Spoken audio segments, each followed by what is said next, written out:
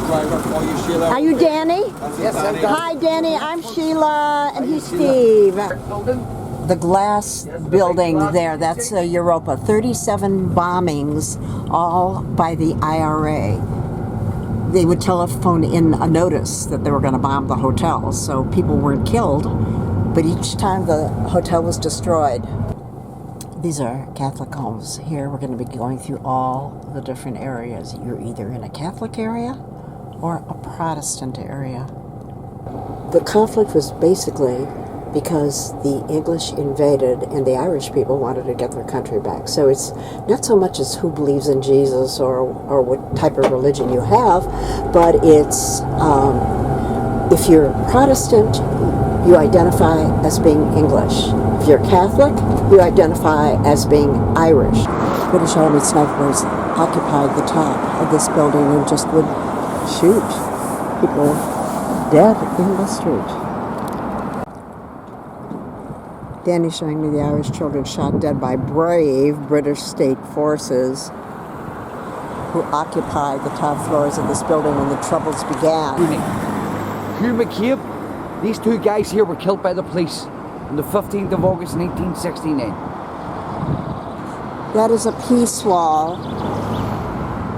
So am I standing in Protestant or Catholic? I'm standing in a Catholic area right now. These are our first set of gates. I just can't, you know, you have to be here to understand. They have been open and closed never from them. The gates were built in 1969 by the British Army when the Troubles began, and have been operating since then. We're now entering the Protestant section. This is us in the Protestant side now. We're now heading down Schenkel Road, the Protestant area. This part is run by what people consider the mafia. Who in here? Who's a hero in here? I'm standing here because I want you to see how the gun is pointing at me now. Oh, yeah. Keep pointing at you. One of those illusions. That is. This is designed to let you know that you get watched in here. That's what this is designed for. Oh, this guy got the name Stevie Top Gun. This guy and another guy were in competition with each other on the Catholic side and one on the Protestant side. The Red Hand of Ulster. You can see by the British flag their loyalties. And that's what? That was on the wall. I Now, see, and they this credited this on artwork. I'll have to take it from the other side, right? Yeah. Women decorated their quilt. It was brought together digitally to form the overall artwork. What a beautiful mural.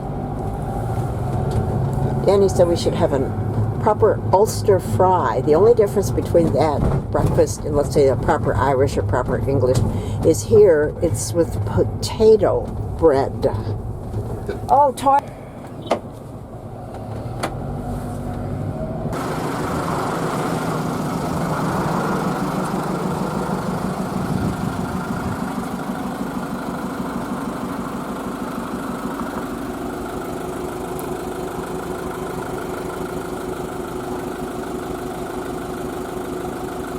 bless us all. Everyone.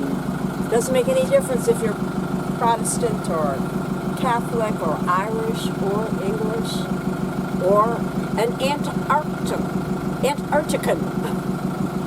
Just bless us all. The wall runs for a mile and stands 50 feet. And behind it is the Catholic section and Bombay Street where the Troubles began, when the Irish homes were burned out. These gates here are on a timer. They close every night at 10 o'clock. They open again at 7 o'clock in the morning. These are the gates here in front of us. Okay, they're on a timer. The black boxes in the middle are the motors. The hydraulic rams open and close them. Gates are on automatic timers that open and close every single day. It's been doing that since 1969. Controlled by the police. There are cameras controlled by the police, and they can open and shut the gates at any time if they deem it necessary. Tour. The recent troubles started in 1969 and ended when the peace agreement was signed in 1998. The first peace lines were erected, or gates, following the outbreak of the 1969 Northern Ireland riots and the Troubles. If you saw the movie Belfast recently, with Judi Dench in it, it concentrated on Bombay Street. Here we are on Bombay Street, where the Troubles began.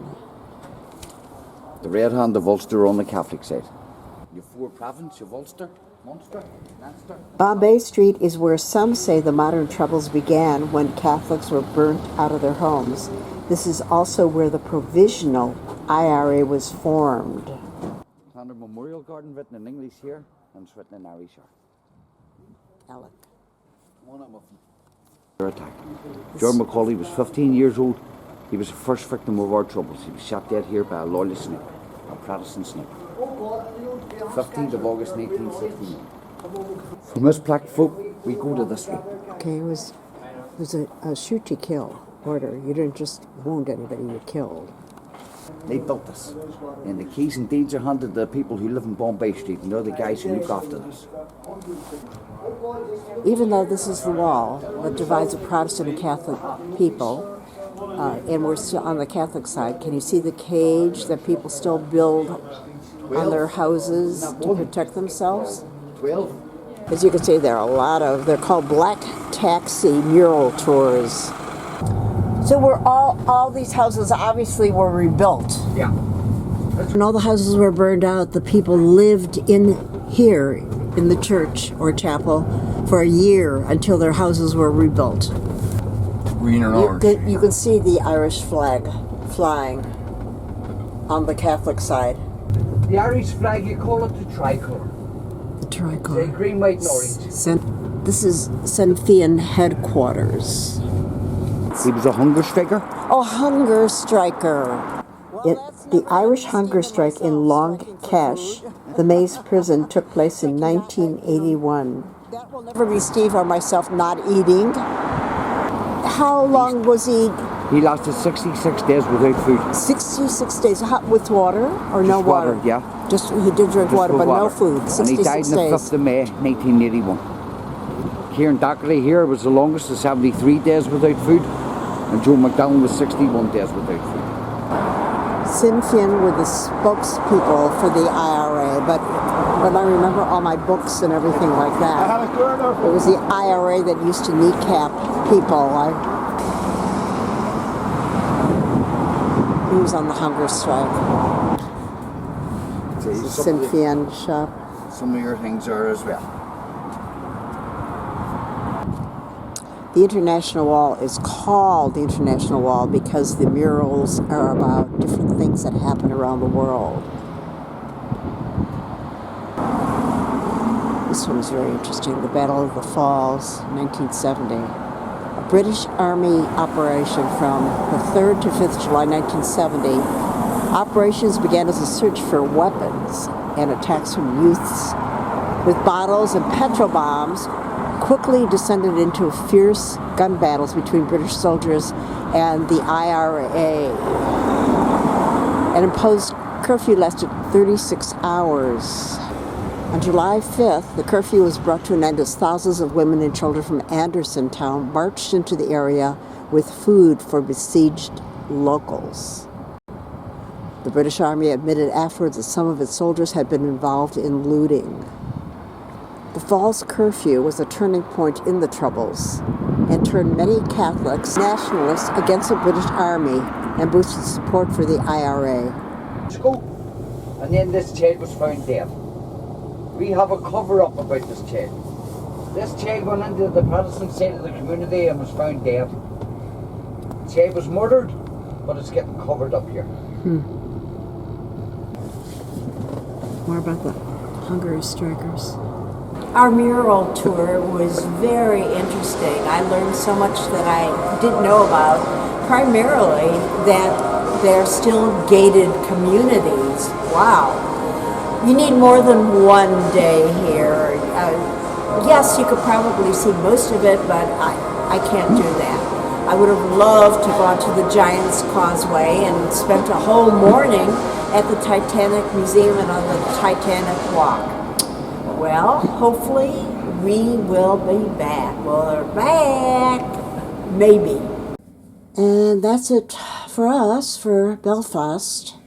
We leave at 10 p tonight and head to Glasgow, which is where we disembark.